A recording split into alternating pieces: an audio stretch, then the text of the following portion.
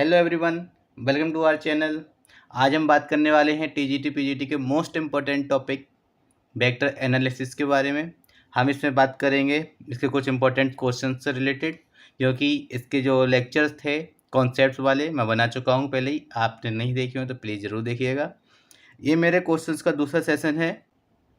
हम इस वीडियो में पूरी कोशिश करेंगे कि आपको शॉर्ट ट्रिक्स प्रोवाइड कराई जाएँ जिससे कि आपका टाइम बचे। ठीक है, तो टाइम वेस्ट ना करते हुए क्वेश्चन शुरू करते हैं। हमारा पहला क्वेश्चन है, कह रहे हैं given that vector A and vector B are two unit vectors if the vector P is equal to this and vector Q is equal to this are mutually perpendicular. ठीक है, सबसे पहले लिखते हैं जो हमें गिवन है। गिवन क्या है कि A and B are unit vectors, that is mod of A is equal to mod of B is equal to 1 दे रखा है इन्होंने। एक चीज इन्होंने और कह रखी है क्या कि पी और क्यू है जो परपेंडिकुलर हैं, दैट इज वेक्टर पी जो है परपेंडिकुलर है वेक्टर क्यू के। और जब भी आपको इस तरह की कोई कंडीशन दिखी हुई मिल जाए तो सबसे पहले माइंड में आइडिया आना चाहिए कि परपेंडिकुलर है मींस उनकी डॉट प्रोडक्ट जो है वो जीरो होगी। ठीक है ना। ठीक है, तो क्या हुआ मतलब vector P dot vector Q is equal to zero. होगा या नहीं होगा? ये बिल्कुल होगा। ठीक है, आगे क्या करते हैं, इसकी वैल्यूज़ को पुट कर देते हैं। क्या है हमारा 3a माइनस 5b। ठीक है, कुछ नहीं करना है, सिंपल जो वैल्यूज़ हैं वो उसमें मैंने पुट कर दी हैं। Vector A plus vector B is equal to zero. ठीक है ना।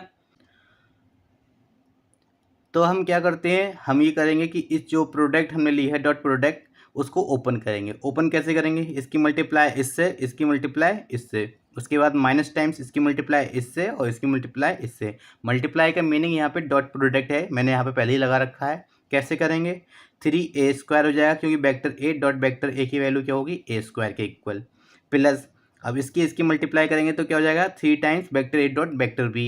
अब इसकी मल्टीप्लाई करेंगे तो क्या हो जाएगा माइनस का 5 times vector B dot vector A. इसकी मल्टीप्लाई की तो क्या हो जाएगा हमारा माइनस का 5 टाइम्स वेक्टर बी का स्क्वायर, या फिर बी का स्क्वायर मतलब मॉड ऑफ वेक्टर बी का स्क्वायर हो गया। अब मॉड ऑफ वेक्टर बी का मीनिंग हो गया मॉडुलस ऑफ वेक्टर बी, जो कि हमारा बन दे रखा है ऑलरेडी। अब बन दे रखा है तो इसको पुट कर देते हैं तो हमें क्या मिलेगा 3 माइनस 5। ठीक है, इसको अब एक चीज़ और पता है हमें डॉट प्रोडक्ट में क्या, vector A dot vector B equal होता है vector B dot vector A के। जबकि क्रॉस प्रोडक्ट में अगर हम सीक्वेंस चेंज करते हैं तो हमें यहाँ पर एक माइनस लेना होता है, लेकिन यहाँ पर हम कर सकते हैं क्योंकि डॉट प्रोडक्ट है। ठीक है, तो ये दोनों सिमिलर होगा, इसका मीनिंग ये हो गया, ये बचा मेरा 2 times vector A dot vector B. है या नहीं है? ठीक है, तो एक चीज़ आप और बताइए मुझे, यहाँ से इक्वल में जीरो चल रहा है ये, यहाँ से मुझे क्या मिलेगा, तो यहाँ से मुझे मिलेगा माइनस का two A B cos theta. ठीक है, इज इक्वल टू जीरो। हम यहाँ से देखते हैं तो हमें यहाँ से कंक्लूजन निकालेंगे तो क्या मिलेगा हमें, यहाँ से ए बी कॉस थीटा की वैल्यू हमें मिल जाएगी -1। ए और बी की वैल्यू आपको पता है, ए और बी जो है मॉड ऑफ ए और मॉड ऑफ बी है, तो इनकी वैल्यूज़ तो 1 है, तो कॉस थीटा की वैल्यू हो गई -1। अब मैं आपसे पूछूं कि बताइए कॉस में किसकी वैल्यू -1 होती है, तो आप कहेंगे सर पाई की वैल्यू -1 होती है। ठीक है, तो थीटा हो गया पाई।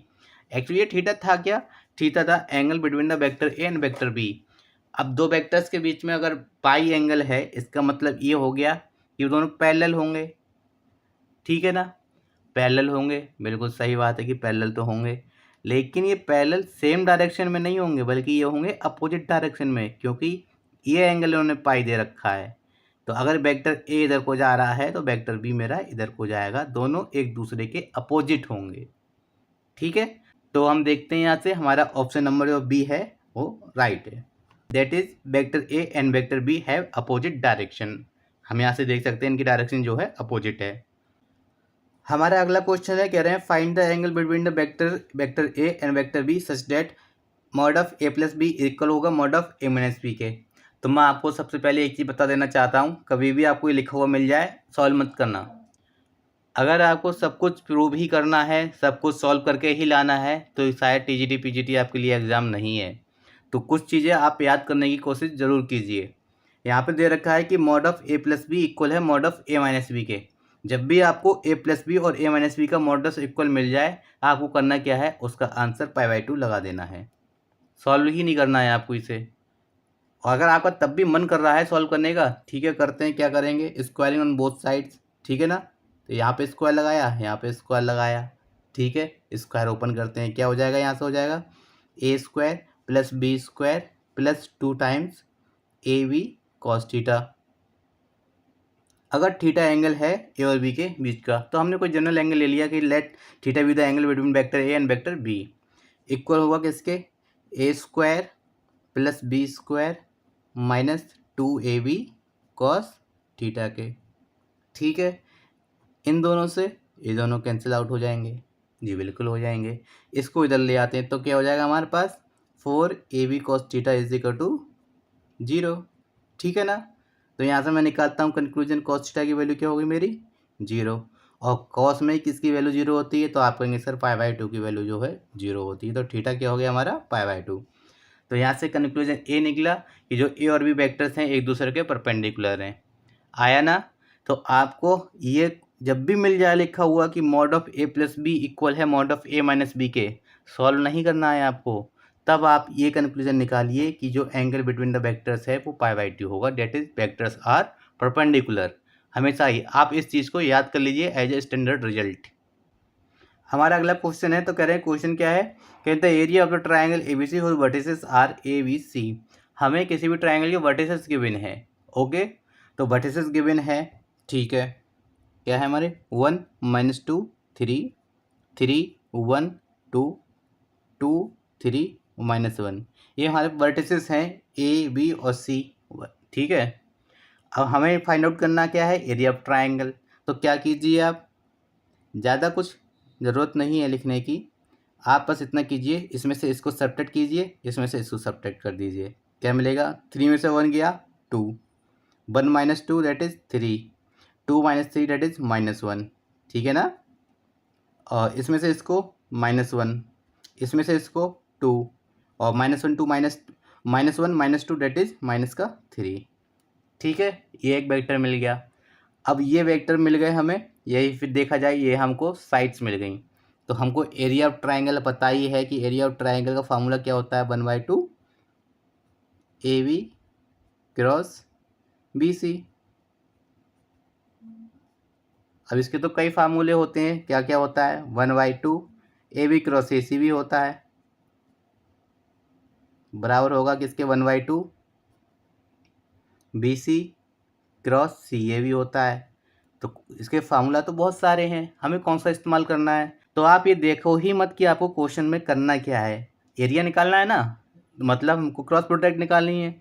ठीक है, इसमें से इसको सब्ट्रैक्ट किया, इसमें से इसको सब्ट्रैक्ट किया, जो मिलेगा उसी क्रॉस प्रोडक्ट ले लो, that is area of triangle क्या हो जाएगा, इज इक्वल टू 1/2 2 3 -1 -1 2 -3।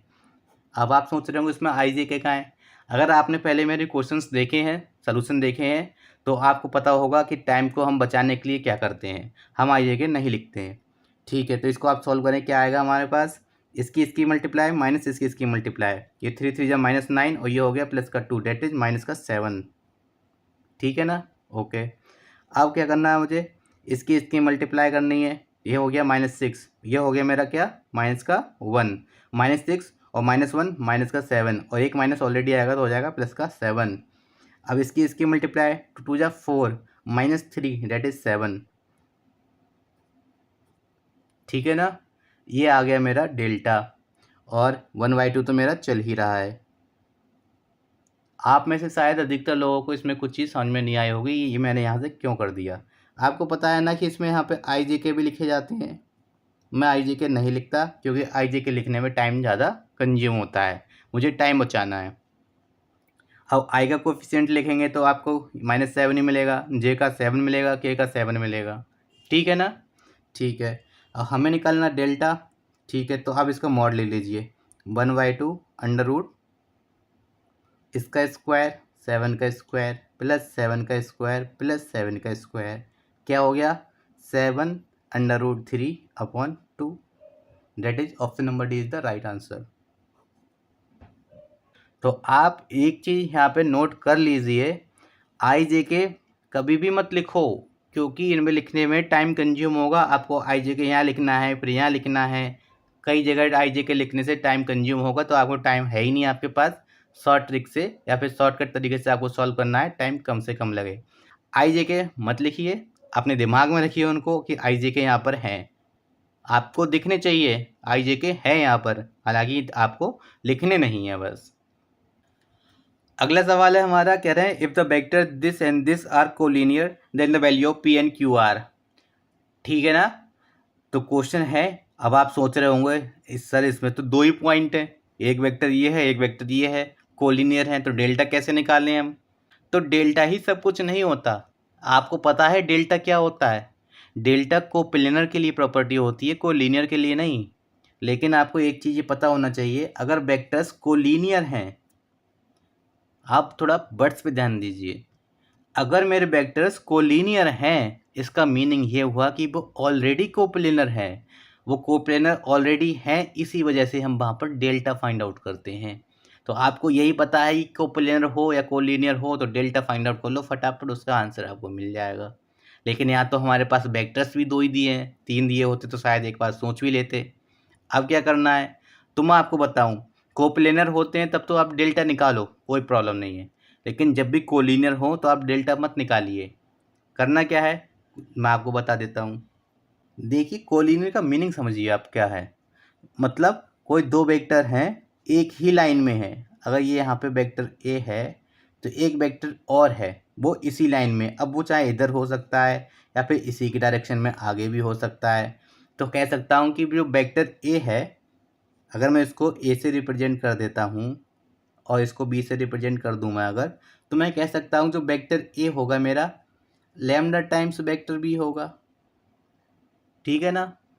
आप कहेंगे सही है सर, ठीक है कह सकते हैं कि ये है, या फिर छोटा ये छोटा हो सकता है या ये बड़ा हो सकता है, मतलब मीन्स लैम्डा टाइम्स, लैम्डा की वैल्यू कुछ भी हो सकती है। ठीक है ना। ठीक है इतना। तो मैं यहाँ से एक चीज़ और भी तो कह सकता हूँ, वो क्या है, vector A upon vector B is equal to lambda. मैंने कुछ किया थोड़ी नहीं, इस बी को उठा के इसके नीचे ले आया बस, इसके अलावा मैंने कुछ नहीं किया है। तो आप कहेंगे ठीक है। अब ठीक तो है, यही मेरी इम्पोर्टेंट प्रॉपर्टी है कोलिनियरिटी की, कि आप जो है, जैसे हम थ्री में डी आर्स निकालते हैं तो आपको बस डी आर्स ही निकालने होते हैं। एक तरह से इनको आप डी आर समझें तो इनका हमें रेशियो ले लेना है। मतलब क्या हुआ, मतलब ये है कि 2/-5 इक्वल होगा P/3 के, इक्वल होगा 1/Q के। ठीक है ना। अब आप यहाँ से P की वैल्यू निकाल लीजिए, तो P की वैल्यू क्या होगी हमारी 6 तो हम यहाँ से देखते हैं हमारी P की वैल्यू क्या हो गई, 3×2 = 6 -6/5। ठीक है ना। और Q की वैल्यू क्या हो गई, Q की वैल्यू हो गई हमारी -5/2। ऑप्शन चेक कीजिए ऑप्शन कौन सा है, तो आप कहेंगे -6/5 और -5/2, that is option number A is the right answer. एक बार आप ये समझ लीजिए, कोलिनियरिटी जब भी निकालनी हो, कोलिनियर प्रूव करने हो, आप डेल्टा के चक्कर में कभी भी ना पड़े। अगर आपके पास तीन वेक्टर्स भी दिए हैं तब भी आप वो गलती ना करें। तब आप क्या करें कि ए बी और बी सी निकाल के उनका रेशियो ले लें। हमें रेशियो ही लेना है, ये इंपॉर्टेंट पॉइंट ये है कि आपको रेशियो लेना है। ये रेशियो निकाल के आप क्वेश्चंस को जो है सेकंड्स में सॉल्व कर सकते हैं। हमारा अगला क्वेश्चन है, कह रहे हैं A B C are three non coplanar vectors such that B cross C cross A cross B का स्केलर ट्रिपल प्रोडक्ट इक्वल है 2 times of scalar triple product of A B C, then the value of scalar triple product of A B C is. ठीक है ना। हमें ये चीज़ find out करनी है। अगर आपने मेरे लेक्चर्स देखे हैं, वीडियोस देखे हैं, तो आपको मैंने तीन प्रॉपर्टीज़ कराई थी। वो क्या थी कि scalar triple product of A plus B plus C plus A की जो वैल्यू है वो सिंपली इक्वल होगी इनके एडिशन के। अगर आप इनको ऐड कर दें तो हमें क्या मिलेगा, 2 times of A B C. तो वही किया है मैंने भी, 2 times of A B C, scalar triple product of A B C. ठीक है। ऐसी एक प्रॉपर्टी ये थी कि A minus B minus C minus A अगर दे रखा है तो आप सिंपली इसको ऐड कर लीजिए, तो इससे ए कैंसिल, इससे ए वाला बी कैंसिल, इससे सी कैंसिल, डेट इज 0 हो जाएगा। ऐसी एक प्रॉपर्टी और थी, क्या थी, A cross B cross C cross A, जो इसकी वैल्यू होगी सिंपली इनकी मल्टीप्लाई की इक्वल होगी, डेट इज क्या हो जाएगा, A B cross C A, that is A square B square C square, मतलब scalar triple product of A B C का स्क्वायर के। आप इनको प्रूव करेंगे 1 मिनट जाएगा, उससे अच्छा है आप इसको याद कर लें, 5 सेकंड के अंदर आपका आंसर आ जाएगा। तो हमें इनडायरेक्टली ए बी सी का स्क्वायर गिवन है, ए बी सी के स्क्वायर की वैल्यू क्या है, 2 times of A B C. अब इससे ये वाली कैंसिल कर देंगे एक पावर को, तो हमें ए बी सी की वैल्यू क्या मिल जाएगी 2। That is option number C is the right answer. कोशिश कीजिए आप इनको याद रखें, क्योंकि ये आपका टाइम बचाएंगी एग्जाम में, जिसका बेनिफिट आपको मिलेगा सिलेक्शन में। हमारा अगला सवाल है क्वेश्चन नंबर 6। क्या है, कह रहे हैं two forces F1 and F2 act on a particle and displace it from the point this to this, then the work done is. आपको पता है वर्क डन क्या होता है? आप बचपन से पढ़ते आ रहे हैं कि जो कार्य होता है बल गुणा बल की दिशा में विस्थापन होता है, ठीक है ना? ये तो हम लोग बचपन से पढ़ते हुए आ रहे हैं, बस उसी का इस्तेमाल करना है। तो हमारे पास फोर्स क्या है? हमारे पास दो फोर्स दे रखे हैं, F1 एंड F2। तो सबसे पहले तो हम इसको कंबाइन कर लेंगे, क्योंकि टोटल फोर्स हम ऐड करके निकालेंगे। कैसे निकालेंगे? तो इन दोनों को ऐड करेंगे, तो ऐड करने पे हमें क्या मिलेगा? 4 + 1 दैट इज़ 5, ठीक है ना? आई के इसको इसको ऐड किया तो क्या मिलेगा हमें? प्लस का जे कैप, और इनको इसको ऐड किया तो मिलेगा हमें प्लस का 4 के कैप, ठीक है ना? तो ये हमें मिल गया टोटल फोर्स। और डिस्प्लेस कहाँ से कर रहा है? यहाँ से यहाँ पे कर रहा है, ठीक है ना? अगर मैं इसको ए कह देता हूँ या इसको बी कह दूँ, तो ए से बी जा रहा है, दैट इज़ हमें ए भी फाइंड आउट करना है। तो ए बी कैसे फाइंड आउट करेंगे? बी माइनस ए से। This that is 1, comma -2 - 1 that is -3, 3 - 2 that is 1। मैंने इसमें आई जे के नहीं लिखे हैं। और हमें निकालना है क्या चीज़? Work done. डब्ल्यू क्या होता है? एफ डॉट ए बी, ठीक है ना? ये डॉट प्रोडक्ट है वल इंटू वल की दिशा में विस्थापन। तो हमारा फोर्स क्या है? फोर्स है ये है 5, 1, 4।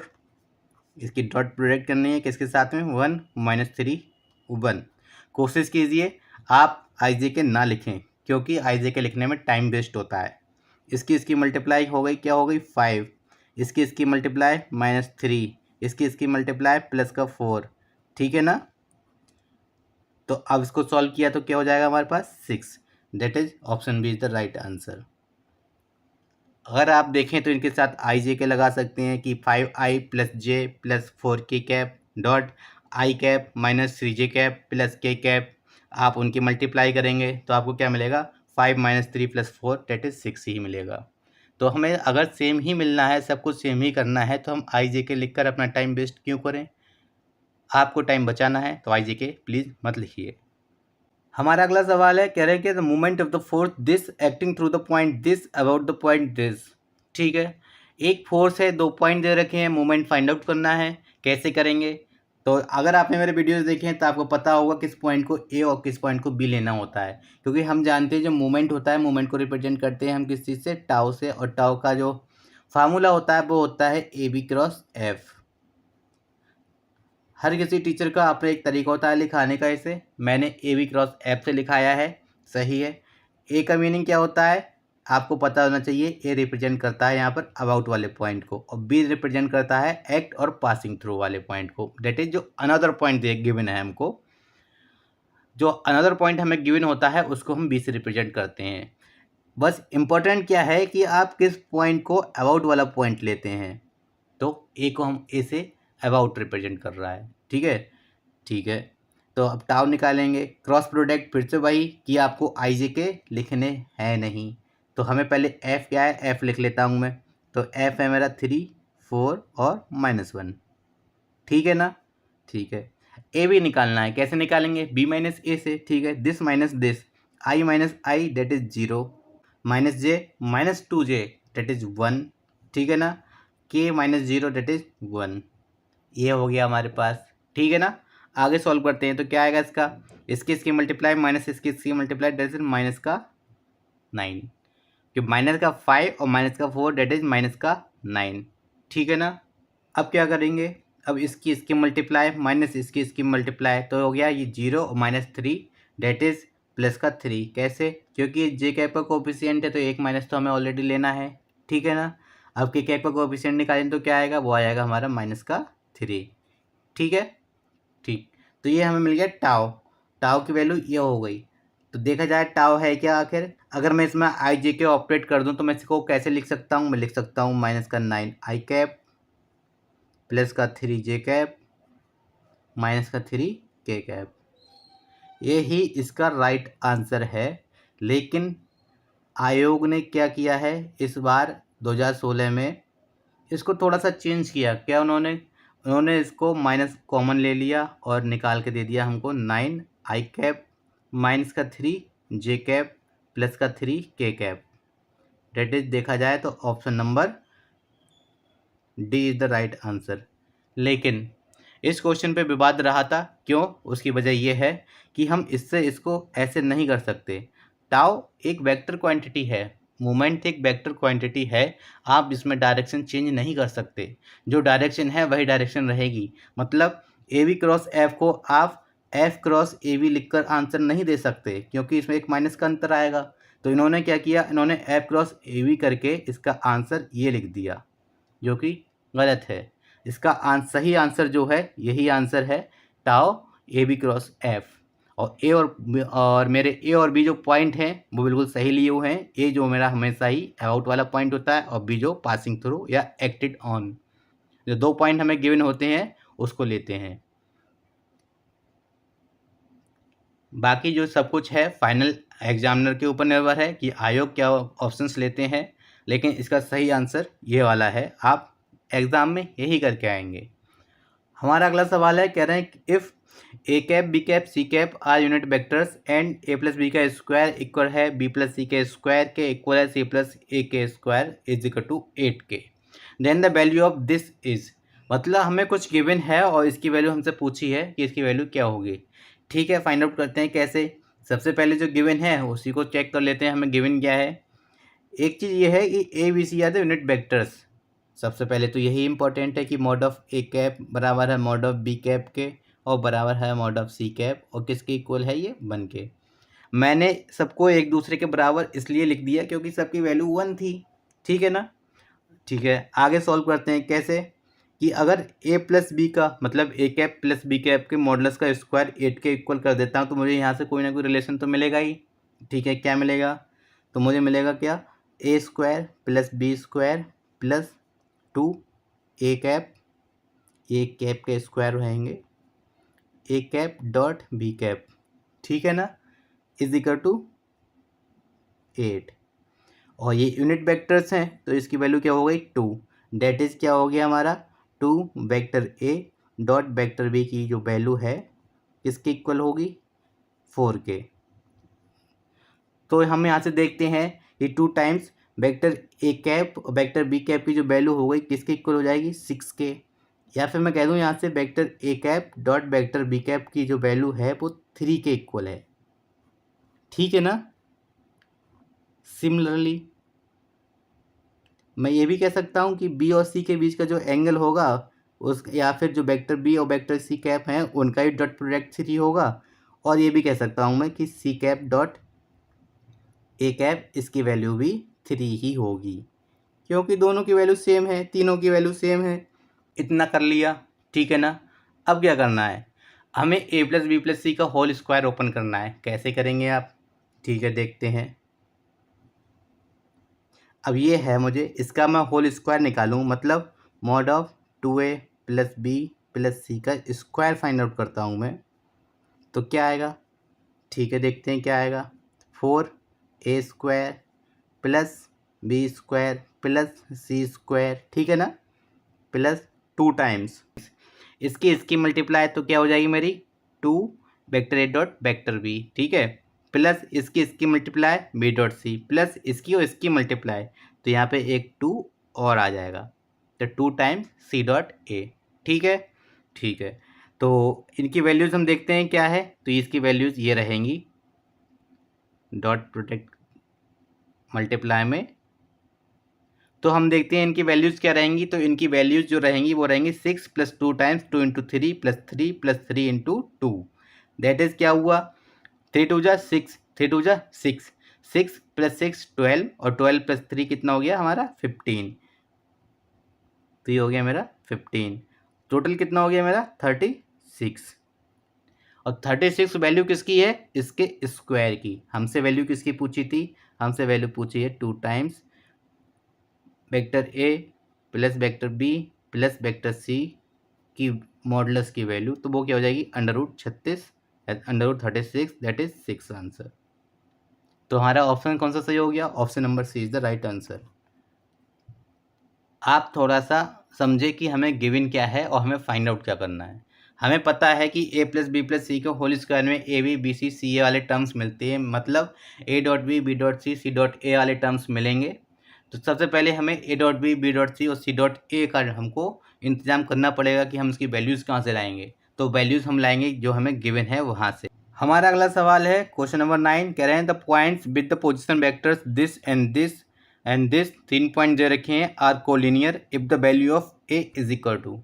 मैंने आपको अभी भी कराया था जिसमें कोलिनियर कहा था, लेकिन वेक्टर्स 2 थे।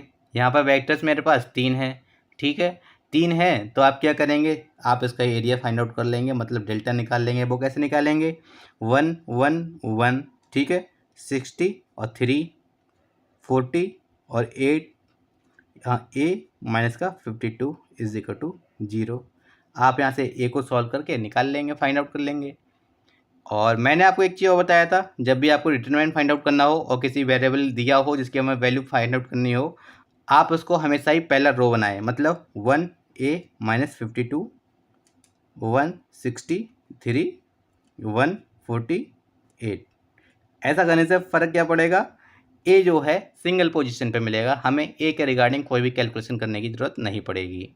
अदरवाइज इसमें हमें ए जो है 2 पोजीशन पे मिलेगा, फिर हमको ए भी काउंट करना पड़ेगा और उसके बाद न्यूमेरिकल वैल्यू भी हमें काउंट करनी पड़ेंगी। एक तरीका तो ये है, ठीक है ना। मैं इसको इस तरह से करूँगा नहीं। क्यों? मुझे यहाँ पे कोलिनियर प्रूव करना है, लेकिन कब? जब ए की वैल्यू इनमें से कोई भी एक रहे। देखा जाए अगर कोलिनियर में इनको ऑलरेडी मान लूँ तो ए की वैल्यू मुझे निकालनी है। ठीक है, पॉइंट्स क्या हैं? तो एक पॉइंट है 60,3, ठीक है, दूसरा पॉइंट है हमारा 40,-8 और तीसरा पॉइंट है हमारा a,52 माइनस का, लेकिन ठीक है ना। आप कहेंगे ठीक है, तो अब क्या करना है? आपको इन दोनों को सब्ट्रैक्ट करना है, इसमें से इसको सब्ट्रैक्ट करके फाइंड आउट कर सकते हैं। कैसे? इसमें से इसको सेपरेट किया तो आपको पता होगा कितना, माइनस का 20, -8 -3 माइनस का 11, ठीक है ना। अब इसमें से इसको a माइनस 40, ओके, माइनस का 52 प्लस का 8, माइनस 52 प्लस का 8 कितना हुआ? तो आप कहेंगे सर 44, लेकिन किस चीज़ का? माइनस का। ठीक है, इतना कर लेंगे, कोई बड़ा तो है नहीं, मैंने अभी तक कुछ भी नहीं किया है, जो लिखा हुआ था बस उसको सब्ट्रैक्ट किया है मैंने। अब इतना करने के बाद आपको करना क्या होगा? आपको इनके रेशियो इक्वल करने होंगे। अब आप कहेंगे सर ये कहाँ से आ गए, रेशियोज मुझे क्यों इक्वल करने हैं? अब मैं आपको बताता हूँ कि अगर मेरे पास 3 वेक्टर्स हैं, अगर मैं इसको ए से रिप्रेजेंट कर देता हूँ, इसको बी से रिप्रेजेंट कर दूँ, वेक्टर ए, वेक्टर बी और वेक्टर सी, ठीक है ना। कि अगर ये एक वेक्टर मेरे पास यहाँ से ये वेक्टर ए है, वेक्टर बी मेरा यहाँ तक है और वेक्टर सी मेरा यहाँ तक है, ठीक है ना। कोलिनियर का मतलब यही तो हो, वो एक ही लाइन में है। अब हो सकता है सेम डायरेक्शन में हो या हो सकता है अपोजिट डायरेक्शन में हो सकता है सी इधर को ना हो के इधर को हो, ठीक है। तो करना क्या होगा, हमें ये डिस्टेंस और ये वाली डिस्टेंस यहाँ तक की और यहाँ तक की डिस्टेंस, ठीक है। तो आप इसको देखेंगे तब तो इससे निकालेंगे, ये हमारा ये तरीका है निकालने का, बहुत लंबा हो जाएगा। आप क्या करें, आप ये डिस्टेंस निकालें और ये डिस्टेंस निकालें, उसका रेशियो ले लें। मतलब क्या हुआ? मतलब मैं इसको ऐसे कह सकता हूँ कि ए बी जो है इक्वल होगा lambda times of B C के, ठीक है। तो मैं यहाँ से ये भी कह सकता हूँ कि A B upon B C का जो रेशियो है वो लैम्डा है, ठीक है ना। आप कहेंगे जी बिल्कुल कह सकते हैं। अगर मैं ये कह सकता हूँ तो मैं यहाँ पे वही तो करने जा रहा हूँ, मुझे इसके रेशियो लेने हैं। मतलब क्या हुआ, माइनस का 20 अपॉन a माइनस 40 इक्वल हुआ किस चीज़ के, माइनस का 11 अपॉन माइनस का 44, ठीक है। तो इनको डिवाइड कर सकते हैं, कितना, 4, ठीक है, मल्टीप्लाई करते हैं तो हो जाएगा माइनस का 80 is equal to a minus 40। तो a की वैल्यू मुझे क्या मिल गई, माइनस का 40। अब आप देखिए इजी कौन सा है। आपको एक डिटरमिनेंट सॉल्व करना है जिसमें कि इतनी बड़ी बड़ी वैल्यूज़ हैं, उनकी मल्टीप्लाई करना ही मुश्किल हो जाएगा आपको, या फिर आपको एक शॉर्ट तरीके से करना है। मैं आपको रिकमेंड करूंगा जब भी आपको कोलिनियर या कोलिनियर से रिलेटेड कोई भी क्वेश्चन आए तो आप उसको डी आर्स के रेशियोज़ के रिलेटेड करें। ये देखा जाए एक तरीके से डी आर्स हुए, ए बी और बी सी के डी आर्स हुए, तो हमने डी आर्स का ही रेशियो लिया है। ये 3D है, जब भी मैं आपको 3D कराऊंगा, 3D को मैं वेक्टर की हेल्प से ही कराऊंगा, तब आपको और अच्छे तरीके से इस चीज़ में समझाऊंगा। तो option number D is the right answer, that is -40 is the right answer. हमारा अगला क्वेश्चन है क्वेश्चन नंबर 10। क्या है, कह रहे हैं if a plus B plus C is equal to 0 and mod of a is equal to 3 and mod of b is equal to 5 and mod of c is equal to 7 then the angle between vector a and vector b is. ये question important तो था नहीं, लेकिन मैं आपको इसलिए कराना चाह रहा हूँ कि इसकी लैंग्वेज में काफ़ी कुछ दे रखा है। अगर आप सीधे सॉल्व करना शुरू करेंगे, आपने सही से इसको ध्यान नहीं दिया लैंग्वेज को, तो आप इसको सॉल्व करने में काफ़ी दिक्कत महसूस करेंगे।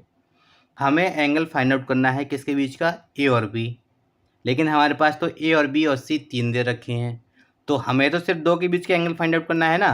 तो पहले जो तीसरा चिपका हुआ है उसको अलग करो।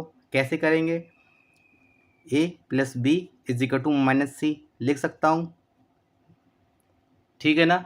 आप कहेंगे जी बिल्कुल लिख सकते हैं, तो मैं आप इसका मॉड भी ले लूँ। अगर mod of A plus B और स्क्वायर भी लगा देता हूँ, इक्वल होगा किसके, मॉड ऑफ सी के स्क्वायर के। होगा नहीं होगा, आप कहेंगे जी बिल्कुल होगा, क्योंकि इनके सम इक्वल कर दिए तो इनके मॉडुलस भी इक्वल हो जाएंगे, ठीक है। और स्क्वायर होने की वजह से माइनस जो है वो प्लस हो जाएगा, ठीक। अब आगे कैसे करेंगे, आपको करना क्या है, आपको इनके स्क्वायर्स को ओपन करना है, या फिर जो इसके मॉडुलस हैं, मॉडुलस की जो प्रॉपर्टीज होती हैं उसको ओपन करना है। तो ये क्या हो जाएगा मेरा, A square plus B square plus 2ab cos theta. मैंने यहाँ पे थीटा एज्यूम कर लिया कि let theta is the angle between vector A and vector B. तो मैंने इनकी डॉट प्रोडक्ट को साथ ही साथ ओपन भी कर दिया, क्योंकि हमें हर एक स्टेप लिखकर दिखाने की ज़रूरत नहीं है। हम जिस लेवल पर हैं, टीजीटी पीजीटी की हम तैयारी कर रहे हैं, अगर हम वहाँ पर हर एक स्टेप लिखेंगे तो हमारा टाइम बहुत ज़्यादा कंज्यूम हो जाएगा, और टाइम ही हमारे पास नहीं होता है एग्ज़ाम में। किसके इक्वल होगा, मॉड ऑफ सी के स्क्वायर के, ठीक है। तो इसको सी स्क्वायर से रिप्रेजेंट कर देता हूँ मैं, ठीक। वैल्यूज़ पुट करते हैं, इसकी वैल्यू क्या है हमारे पास, इसकी 9 हो जाएगी, इसकी क्या हो जाएगी 25 हो जाएगी, प्लस इसकी मल्टीप्लाई इससे कर लेते हैं तो क्या हो जाएगा 5 3 ज़ा 15 और 2 से 15 2 ज़ा 30 cos theta is equal to C square that is 49। अब 30 कॉस थीटा की वैल्यू क्या होगी, तो 49, ठीक है ना, माइनस कितना हो जाएगा हमारा 34। 49 माइनस 34 कितना बचा, आप बताइए कितना बचा, ठीक है ना। तो मैं देखूँ यहाँ से मुझे कॉस थीटा की वैल्यू किसके इक्वल होगी 1/2 के।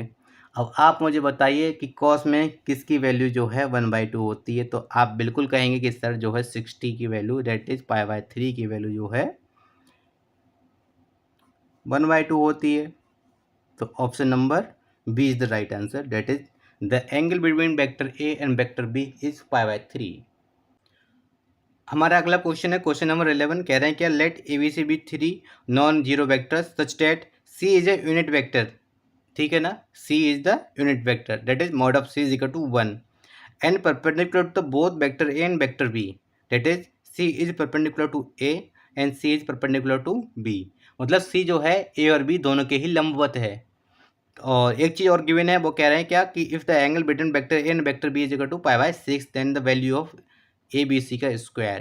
मतलब scalar triple product of A B C के स्क्वायर की वैल्यू हमको फाइंड आउट करनी है, ठीक है। क्या करना है, तो सबसे पहले हम scalar triple product of A B C find out कर लें, जी बिल्कुल कर लेते हैं, ठीक है। तो इसको कैसे लिख सकते हैं, हम इसको लिख सकते हैं vector A cross B cross C, लिख सकते हैं या नहीं लिख सकते हैं, आप कहेंगे सर बिल्कुल लिख सकते हैं, लेकिन हम इसका इस्तेमाल नहीं करेंगे। क्यों, क्योंकि हमें बी और सी के बीच का एंगल इनडायरेक्ट गिवन तो है 90 डिग्री, लेकिन हमको ए और बी का डायरेक्शन पहले से गिवन है कि जो है इन दोनों के बीच का डिफरेंस, इन दोनों के बीच का जो एंगल है वो π/6 है, ठीक। तो हम इसका इस्तेमाल करेंगे पहले, क्या होगा, तो इसको मैं ये भी तो लिख सकता हूँ कि ए क्रॉस बी डॉट सी, ये भी तो मेरा स्केलर ट्रिपल प्रोडक्ट है, कि अगर मैं इन दोनों का क्रॉस प्रोडक्ट के साथ में इसका डॉट ले लूँ तब भी तो मुझे सेम क्वांटिटी मिलेगी।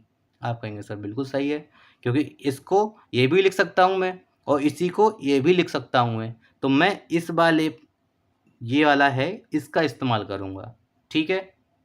आप कहेंगे ठीक है सर, कैसे करेंगे? तो मैं इसको लिख सकता हूँ ए वी साइन थीटा, मतलब साइन π/6 ईटा कैप डॉट सी।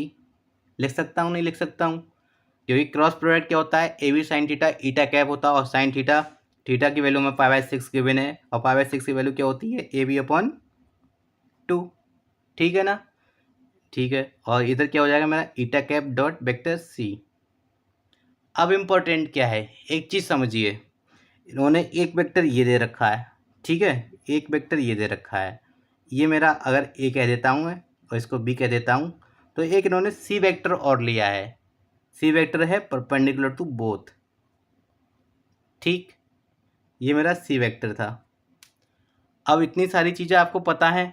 ठीक, अब आप यहाँ पे एक चीज़ देख पा रहे हैं कि जो सी है ए और बी दोनों के परपेंडिकुलर है।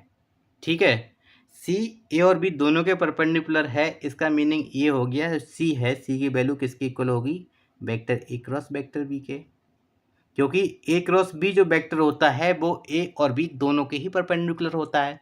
अगर आपने क्रॉस प्रोडक्ट को डीपली पढ़ा है तो मैंने अपने लेक्चर्स में आपको बताया है कि जो एक लौता वेक्टर होता है ए क्रॉस बी, वो ए और बी जिनसे वो खुद बना है उन दोनों के ही परपेंडिकुलर होता है। तो इम्पोर्टेंट ये नहीं है कि कौन किसके परपेंडिकुलर है, इम्पोर्टेंट ये है कि हमें सी और ईटा कैप के बीच की वैल्यू फाइंड आउट करनी है कि इनके बीच में एंगल क्या रहेगा। तो मैं आपको समझाने की कोशिश करता हूँ, शायद आप समझ जाएं कि अगर ये मेरे पास एक वेक्टर ए ये दे रखा है, एक वेक्टर मैं इसको इस तरह से ले लूँ, ठीक है ना, कि ये दो वेक्टर्स हैं मेरे पास, एक वेक्टर मेरे पास ये है, एक वेक्टर मेरे पास ये है, ये दो वेक्टर्स हैं। ठीक है, और ये दो वेक्टर्स के अलावा मैं एक तीसरा वेक्टर फाइंड आउट करता हूँ, वो सी इन्होंने कह रखा है, वो है परपेंडिकुलर टू द बोथ। आप देख पा रहे होंगे एक मैंने पेन और रखा है इन दोनों पेन के ऊपर, तो वो इसके भी परपेंडिकुलर है और इसके भी परपेंडिकुलर है। तो ये वाला जो रिप्रेजेंट करेगा ये वाला वेक्टर, वो होगा इन दोनों का cross product, that is vector A cross vector B. ठीक है, और इन दोनों का क्रॉस प्रोडक्ट के बाद में जो एक और निकलता है ईटा कैप, ये तो सी है मेरा, और सी की वैल्यू मैंने आपको लिखाया अभी क्या निकल के आई थी, ए क्रॉस बी। सी की वैल्यू ए क्रॉस बी है, ओके। और ईटा कैप क्या होता है, unit outward normal vector to the vector A and vector B. मतलब ईटा कैप जो है वो भी इन दोनों के परपेंडिकुलर है, ईटा कैप इसके भी परपेंडिकुलर है, ईटा कैप इसके भी परपेंडिकुलर है। ठीक है, दैट इज क्या हो गया, सी और ईटा कैप जो इन दोनों के परपेंडिकुलर वेक्टर है, और सी दोनों सेम डायरेक्शन में हो गए। ठीक है ना, मतलब ये हो गया ईटा कैप और सी के बीच का एंगल जो है वो 0 हो गया। बस यही समझाने की कोशिश है मेरी। मैंने आपको यहाँ पे लिखाया सी की वैल्यू किसके इक्वल होगी, ए क्रॉस बी के। ठीक है, तो आप समझ गए होंगे ईटा कैप और सी के बीच का एंगल कितना होगा, 0। ईटा कैप पैरेलल होगा किसके, वेक्टर सी के। ठीक है, तो इसकी वैल्यू क्या हो गई, ए बी अपॉन 2, और ईटा कैप की वैल्यू क्या होती है, 1 होती है। हालांकि लिख लेता हूँ मैं एक बार, ईटा कैप सी कॉस 0, और कॉस 0 की वैल्यू हमारी 1 होती है। इस तरह से हमें क्या मिल गया, ए बी सी अपॉन 2, क्योंकि ईटा कैप की वैल्यू 1 होती है, आप उसे लिखो या मत लिखो। तो ये वैल्यू हमें किस चीज़ की मिली, हमें मिली है ये वैल्यू ए बी सी इस चीज़ की। हमें वैल्यू किसकी फाइंड आउट करनी है, इसके स्क्वायर की। तो ए बी सी के स्क्वायर की जो वैल्यू होगी वो किसके इक्वल होगी, वो इक्वल होगी ए स्क्वायर बी स्क्वायर अपॉन 4। आप सोच रहे होंगे सर अभी तक तो यहाँ पर सी भी आ रहा था, सी कहाँ चला गया। अरे तो भाई ऊपर एक चीज़ मैंने लिखाया है आपको कि मॉड ऑफ सी जो है 1 है, आप यहाँ पे 1 पुट कर दीजिए ना। जो ए बी सी है अगर इसकी जगह मैं 1 पुट कर दूँ तो सी तो बचा ही नहीं, इसका स्क्वायर करना है तो मुझे ए और बी का स्क्वायर करना पड़ेगा, अपॉन में 2 का स्क्वायर करना पड़ेगा। वही मैंने किया है कि A square B square upon 4, that is modulus of A का स्क्वायर मॉडुलस ऑफ बी का स्क्वायर अपॉन 4। तो हमारा कौन सा आंसर है, option number C is the right answer. हो सकता है थोड़ा सा आपको क्वेश्चन लेंथी लगाओ, बोर लगाओ, लेकिन प्लीज़ इनके बीच के जो एंगल्स हैं उसको फाइंड आउट करने का तरीका प्लीज़ ज़रूर सीख लीजिए, इम्पोर्टेंट है। ये क्वेश्चन कई बार रिपीट हुआ है, इस वजह से मैंने थोड़ा ज़्यादा फोकस किया है इस क्वेश्चन पे। कोशिश कीजिए, हो जाएगा।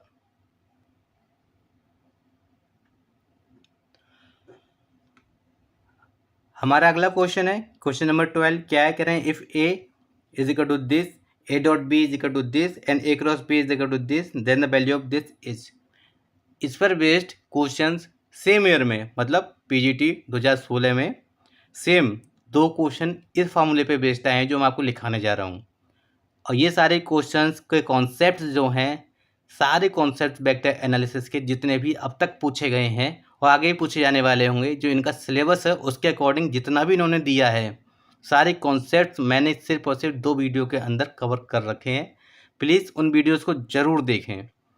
आपको कॉन्सेप्ट्स के वीडियोज़ इस तरह से कहीं पे भी नहीं मिलेंगे। क्या होता है हमारे पास, mod of A cross B का स्क्वायर, ठीक है ना, ये अगर आपको फार्मूला पता है तो ठीक है, प्लस ए डॉट बी का स्क्वायर, ठीक है ना, इक्वल होगा किसके, ए स्क्वायर बी स्क्वायर के, ठीक है।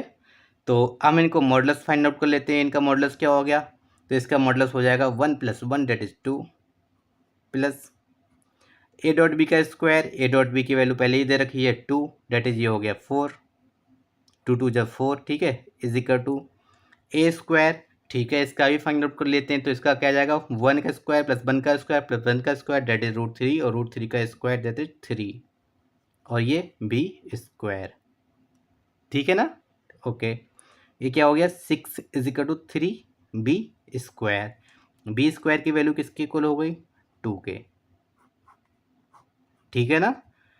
आप कहेंगे ठीक है, पर हमें वैल्यू किसकी फाइंड आउट करनी है, हमें वैल्यू फाइंड आउट करनी है मॉड ऑफ 3 वेक्टर बी की, किसके इक्वल होगी, 3 इज इक्वल, तो किसके इक्वल होगी, इक्वल होगी 3 times mod of vector B के।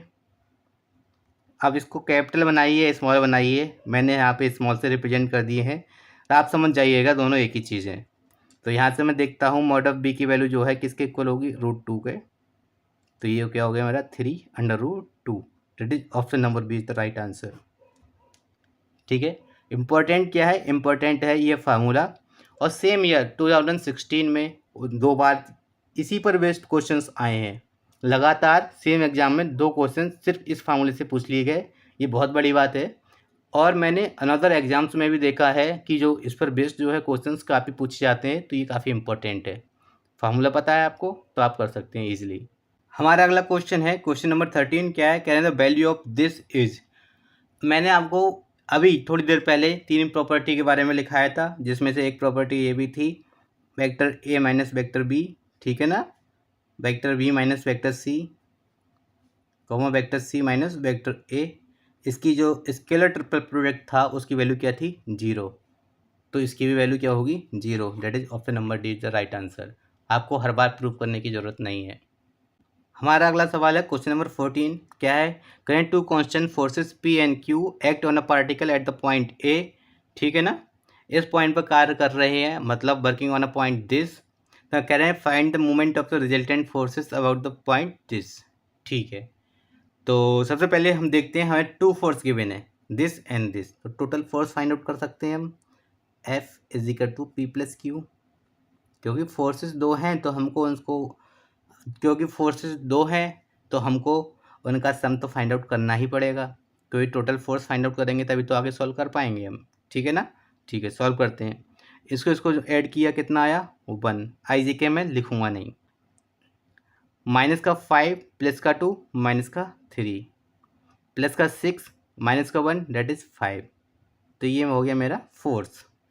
अब हमको एक चीज़ फाइंड आउट करनी है, क्या, वो है मूवमेंट, दैट इज टाउ, है ना, टाउ। टाउ का फार्मूला क्या होता है, अभी अभी बताया, ए बी क्रॉस एफ, ठीक है ना। ए रिप्रेजेंट करता है किसको, अबाउट वाले पॉइंट को, ठीक है।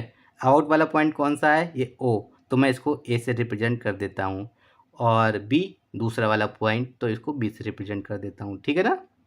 तो मुझे फाइंड आउट करना है ए बी क्रॉस एफ, कैसे करूँगा,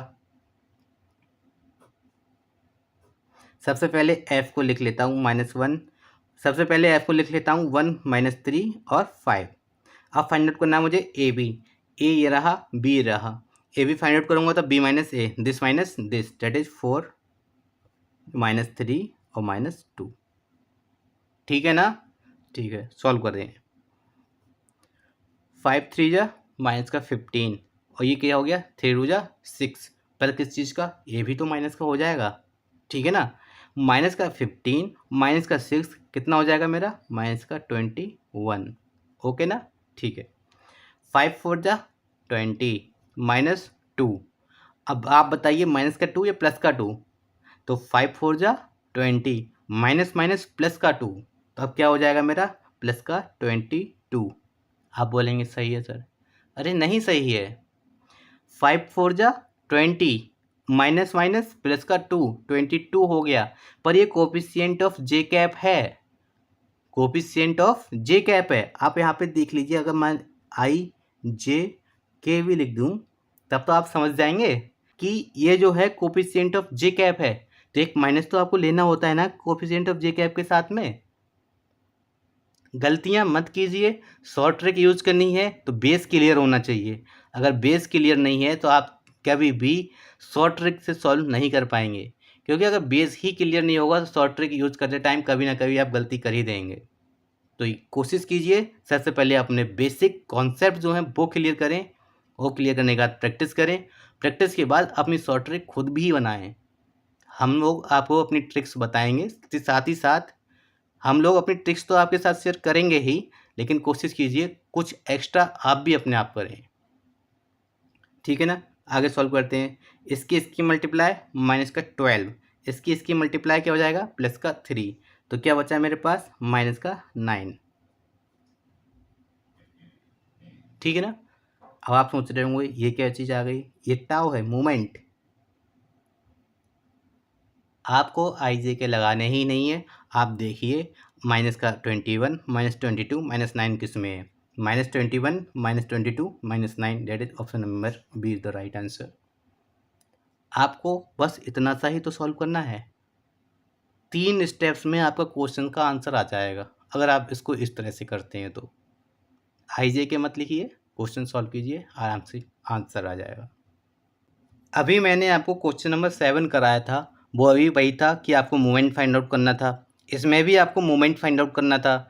तो उन्होंने क्या किया था, उन्होंने एंड में आके माइनस को एलिमिनेट कर दिया था और -1 कॉमन लेके जो आंसर था उन्होंने दे दिया।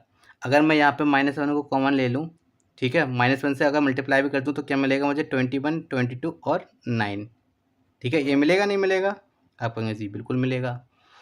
तो इस हिसाब से मेरा ऑप्शन नंबर ए जो है राइट आंसर हो जाएगा, लेकिन आयोग ने इस बार ऑप्शन नंबर ए को सही नहीं, ऑप्शन नंबर बी को सही माना है। उन्होंने इस बार -1 को कॉमन नहीं लिया, उन्होंने इस बार -1 को कॉमन नहीं लिया और उन्होंने इसका आंसर क्या लिया है, ये वाला। मैं आपको दिखाता हूँ क्वेश्चन नंबर 7 क्या था।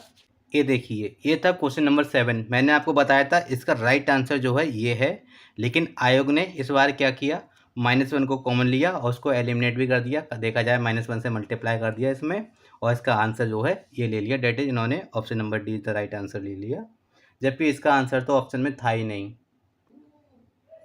जैसा कि मैंने आपको क्वेश्चन नंबर 14 में कराया है, मैं यहाँ से माइनस कॉमन नहीं ले सकता, तो इसका आंसर ये होगा, ना कि ये, ठीक है ना। तो इसका राइट आंसर क्या है, ये, that is option number B is the right answer. हमारा अगला क्वेश्चन है, क्वेश्चन क्या है, कह रहे हैं if I cross A plus J cross A plus K cross A is equal to M times vector A, then the value of M is equal to, M की वैल्यू पूछी है, जबकि ये सब कुछ हमें गिवन है, ठीक है ना, ठीक है। अब इस क्वेश्चन को देखेंगे आप तो सोचेंगे इसको सॉल्व करूँ, इसकी क्रॉस ट्रिपल प्रोडक्ट निकालूँ, इसकी क्रॉस ट्रिपल प्रोडक्ट निकालूँ, फिर मैं सॉल्व करूँ, इतना लंबा करना नहीं है। मोस्ट ऑफ द स्टूडेंट्स जो हैं वो यही करेंगे कि इसकी क्या triple cross product find out करेंगे, ठीक है ना। हमें इन तीनों का triple cross product find out नहीं करना, तो हमें क्या करना है, यहाँ पे हमें इन तीनों को अलग अलग सॉल्व नहीं करना है, हमें इस्तेमाल करना है क्या, समेशन, ठीक है। तो मैं इस सब को इस तरह से नहीं लिख सकता क्या, I cap cross vector A is equal to M times vector A, क्या नहीं लिख सकता।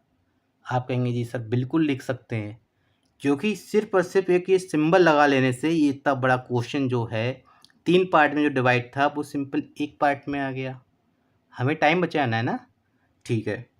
आगे सॉल्व करते हैं। कैसे करेंगे? अब हम इसका जो है वेक्टर ट्रिपल प्रोडक्ट को ओपन कर देंगे। कैसे? इसकी dot product that is vector I या I cap dot vector A, साथ में आई लगा देंगे। ठीक है ना?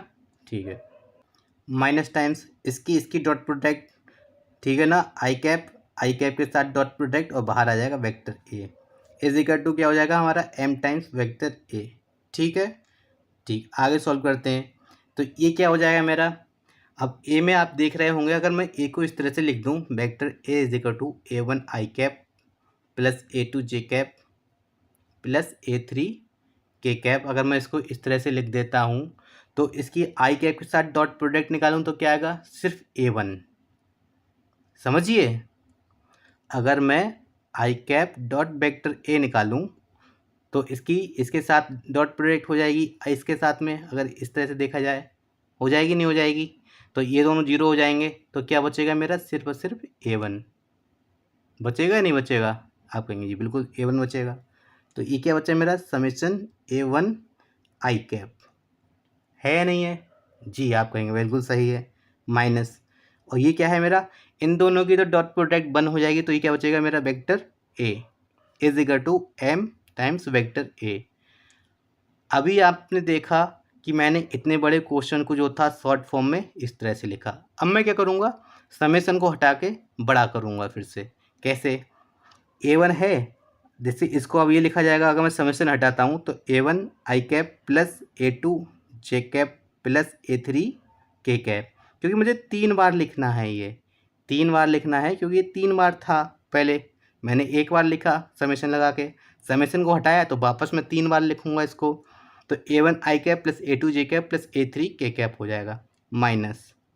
ठीक है, ए भी तो 3 बार आएगा, vector A minus vector A minus vector ए, क्योंकि ये वाला इतना जो पोर्शन है ये इससे सॉल्व होके आया है, ये बाकी पोर्शन जो है इससे भी आएगा जे कैप के साथ में, बाकी पोर्शन के कैप के साथ में एक और आएगा, तो 3 पोर्शन हो गए, तीनों को ऐड करोगे तो ये तो करना पड़ेगा ना।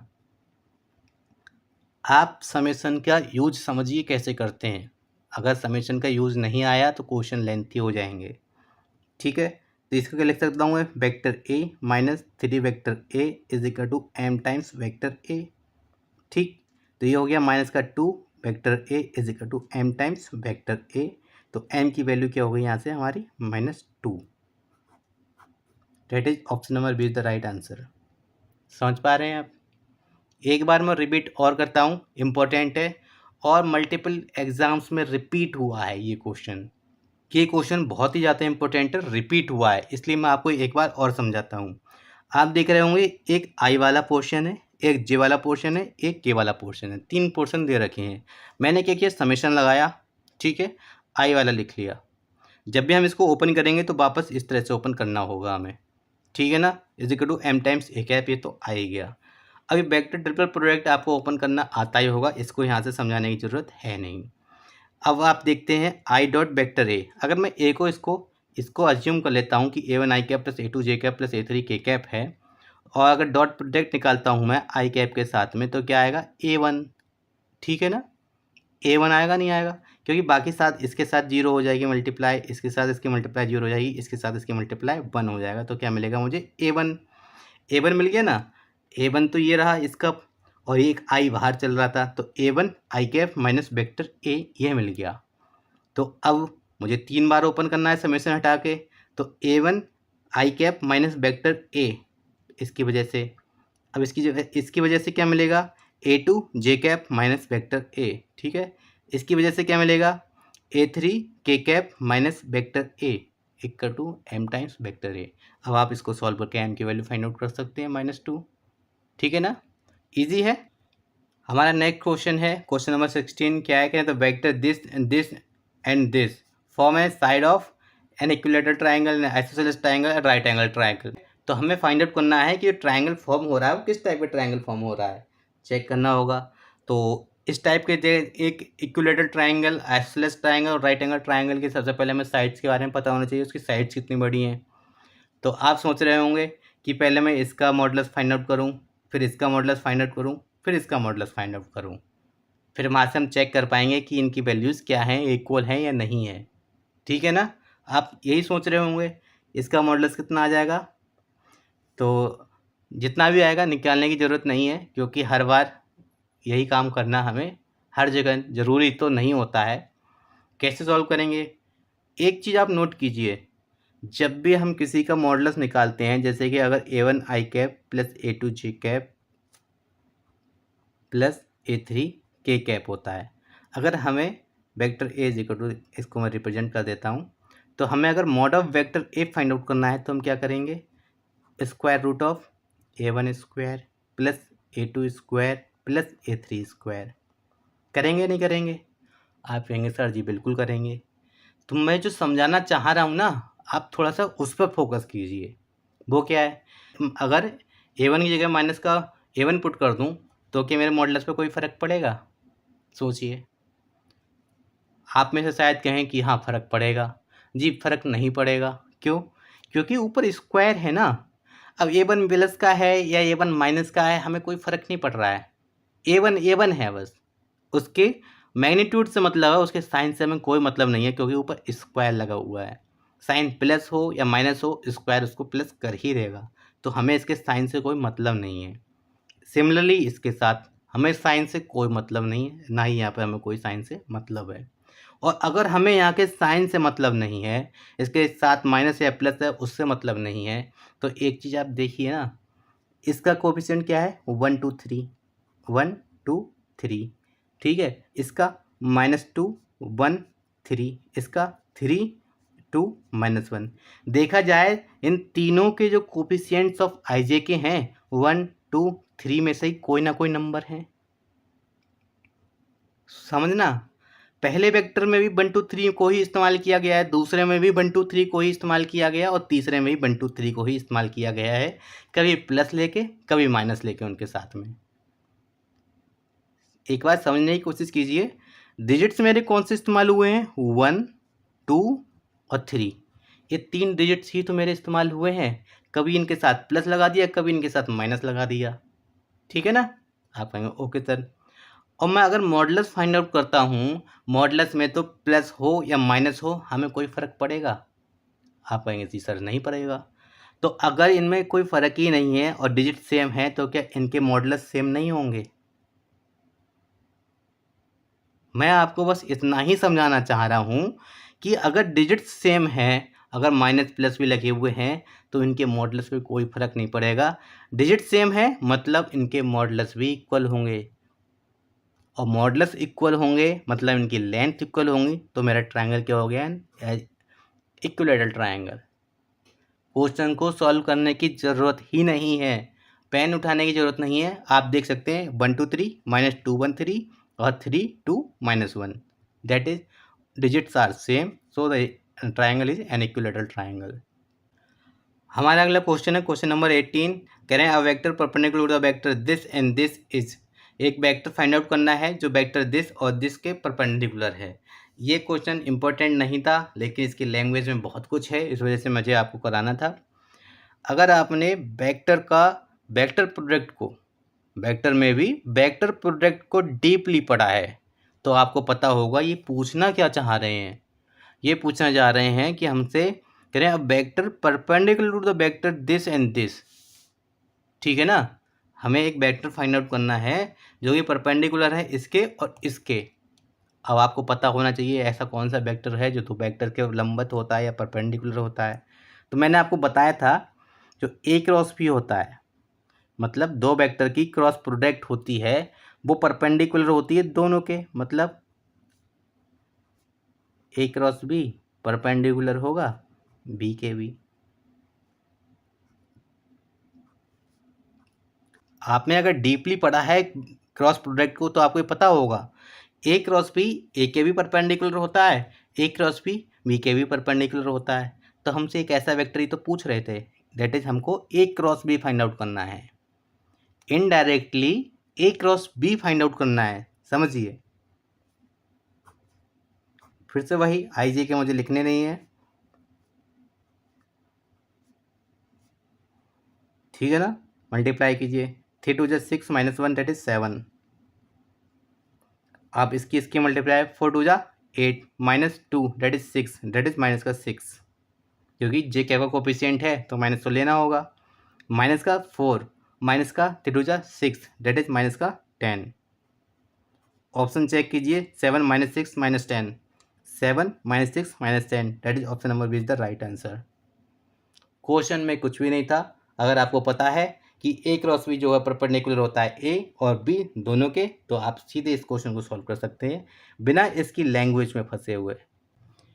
ये क्वेश्चन जो मैं आपको कराने जा रहा हूँ, क्वेश्चन नंबर 19 मेरा फेवरेट क्वेश्चन है, क्योंकि ये क्वेश्चन अगर आप ऐसे ही सॉल्व करते हैं तो काफ़ी लेंथी हो जाता है, 1 मिनट लग जाएगा इसे सॉल्व करने में, कि आप इसका scalar triple product vector this dot this into this करेंगे, आप सॉल्व करेंगे, बहुत लेंथी हो जाएगा। मैं आपको बताता हूँ इस टाइप के क्वेश्चंस को करते कैसे हैं, ठीक है ना। ये क्वेश्चंस अलग अलग एग्ज़ाम में बहुत बार रिपीट हो चुका है और ट्रेंडिंग है, अच्छा क्वेश्चन है ये। हम यहाँ पर एक चीज़ नोट करते हैं कि बेसिकली हमारे पास वेक्टर्स कितने हैं, वेक्टर्स 3 हैं, ए बी सी। उन्हीं वेक्टर्स को ऐड करके नए वेक्टर्स को कंस्ट्रक्ट किया गया है, क्रिएट किया गया है ना। तो मेन तो हमारे पास 3 वेक्टर थे बेसिकली, तो उनको लिख लेता हूँ, vector A, vector B, vector C, scalar triple product के साथ में, ठीक है। अब ये स्केलर ट्रिपल प्रोडक्ट नहीं है।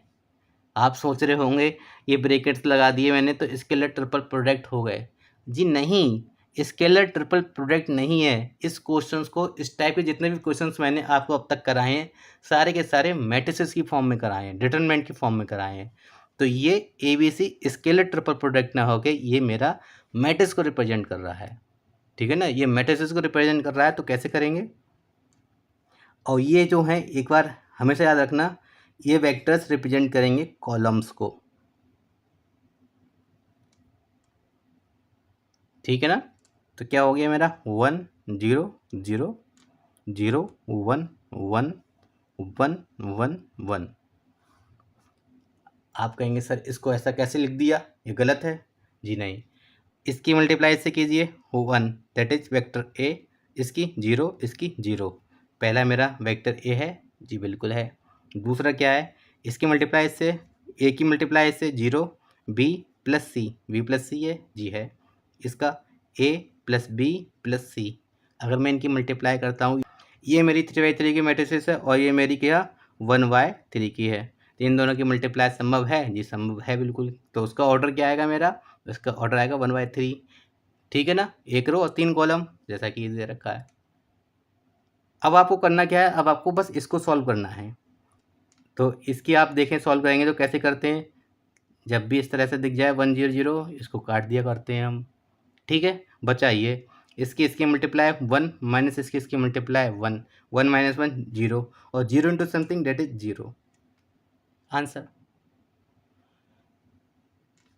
बहुत ही ज़्यादा इम्पोर्टेंट सवाल है, आंसर निकालने में बहुत टाइम लग जाता है, लेकिन अगर आप इसको डिटरमिनेंट और मैट्रिसेस की हेल्प से करेंगे, अगर आपने पहले पढ़ रखे हैं तो प्लीज़ ज़रूर इसका यूज़ कीजिए, क्योंकि इससे क्वेश्चन जो है विद इन सेकेंड सॉल्व हो जाएगा, अदरवाइज आपको 1 मिनट तो लग जाना है।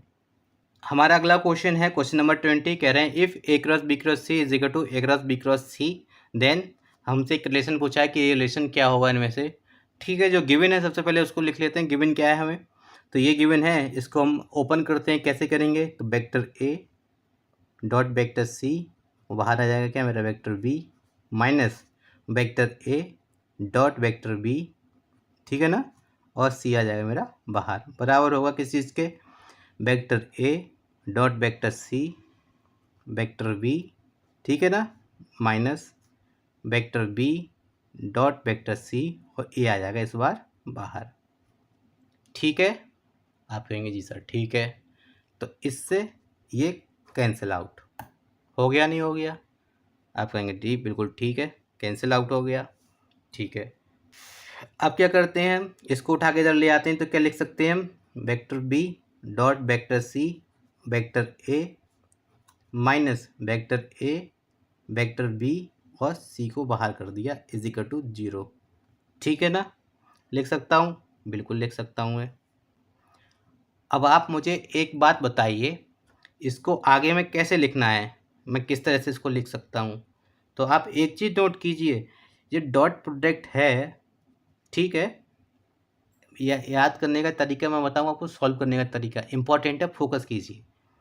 इस वाले पोर्शन और इस वाले पोर्शन में कॉमन क्या है, बी कॉमन है ना, और अलग अलग दो वेक्टर्स दे रखे हैं ए और सी, ठीक है। इसका मतलब ये हो गया बी जो है अकेला आएगा, वेक्टर बी है वो अकेला आएगा, चाहे लेफ्ट में आए या राइट में आए, बी अकेला ही आएगा क्रॉस में, ठीक है।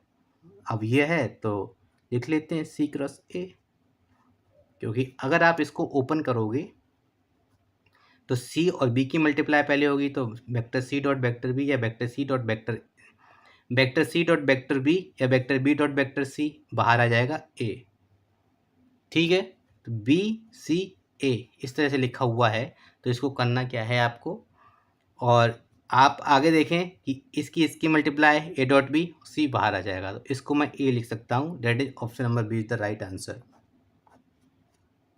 इजी है, लिखने का तरीका इम्पोर्टेंट है, और उससे ज़्यादा इम्पोर्टेंट ये है कि आपको फार्मूला आना चाहिए इन दोनों के जो आपके क्वेश्चंस में गिवन है कि इसको ओपन कैसे करते हैं।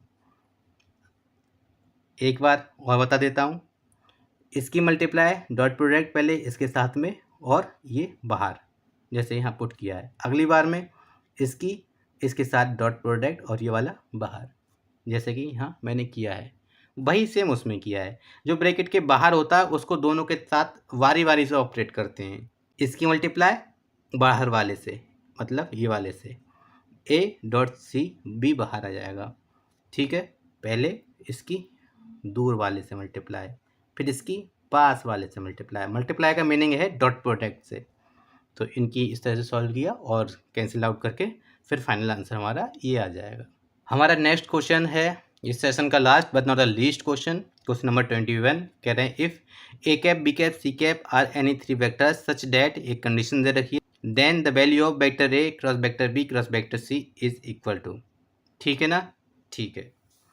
तो आगे सॉल्व करते हैं, कैसे करेंगे। सबसे पहले जो गिवन है उसी को लिख लेते हैं। गिवन क्या है हमें कि इसकी मल्टीप्लाई इसके इक्वल है और जीरो के इक्वल है, ठीक है, ठीक।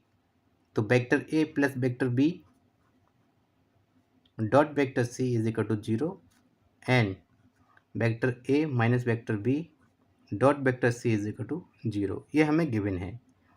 अब आप एक चीज़ बताइए, गिवन किस किस केस में हो सकता है, जब सी और ये दोनों एक दूसरे के परपेंडिकुलर हों, ठीक है ना, तब भी इसकी वैल्यू जो है जीरो आ सकती है। सेम इसमें कि इन दोनों की वैल्यू, इन दोनों के बीच में एंगल अगर सेम, इन दोनों के बीच में अगर पाई बाई टू एंगल है तब भी इसकी वैल्यू जीरो आ सकती है। एक केस तो ये हो गया कि एंगल जो है पाई बाई टू हो, तब इसका आंसर जीरो आ सकता है, ठीक है। केसेस में लिख लेता हूँ। पहला केस क्या है,